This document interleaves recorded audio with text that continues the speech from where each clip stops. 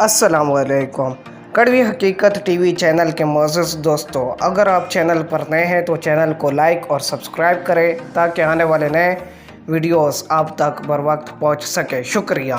بری صحبت، زارا قول اعمال۔ مظفر گڑھ عامر ہمیشہ اپنی والدہ کی نصیحت ایک کان سے سن کر دوسرے کان سے نکال دیتا۔ سب گھر والے اس کی اس عادت سے بہت تنگ تھے۔ وہ گھر کی ساری جمع پونجی اپنے نشے کی بری عادت میں صرف کر دیتا۔ اس کا ایک ہی بھائی عمران تھا جو بہت محنتی تھا۔ عامر کے والد 3 سال پہلے وفات پا گئے۔ ان کی وفات کے بعد عمران نے اپنی تعلیم ادھوری چھوڑ کر گھر کا خرچ سنبھال لیا۔ صبح سویرے کام کی تلاش میں گھر سے نکل جاتا اور شام کو واپس لوٹ آتا، لیکن عامر بری صحبت میں پڑ گیا اور اسے نشے کی لت پڑ گئی۔ اس کے گھر والوں نے اسے بہت سمجھایا لیکن اس کے کان پر جوں تک نہ رینگتی۔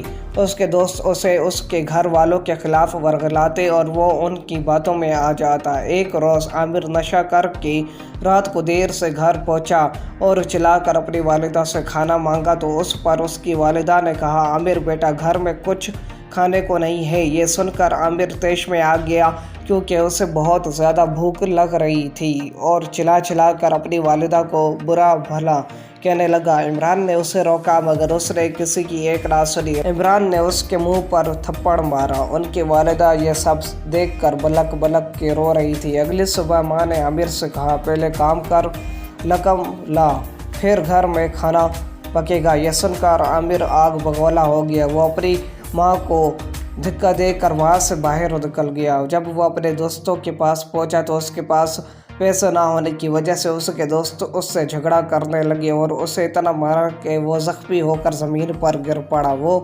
گلی میں بے ہوش پڑا تھا۔ تب چاچا کرم داد کا وہاں سے گزر ہوا۔ انہوں نے عامر کو اس حالت میں پایا اور وہ اسے ہسپتال لے گئے اور وہاں سے جب اس کے گھر میں اس کی ماں کو بتایا تو وہ بہت پریشان ہوئی۔ جب عمران واپس آیا تو اس کے ہاتھ میں مٹھائی کا ڈبہ تھا اور وہ بہت خوش لگ رہا تھا کیونکہ اس کی ایک فیکٹری میں نوکری لگ گئی تھی۔ اس کی والدہ بہت خوش ہوئی، لیکن جب عمران کو عامر کی اس بات کا علم ہوا تو وہ بہت پریشان ہوا۔ اب عامر کو اپنے برے رویے اور بری صحبت کی سزا مل گئی تھی۔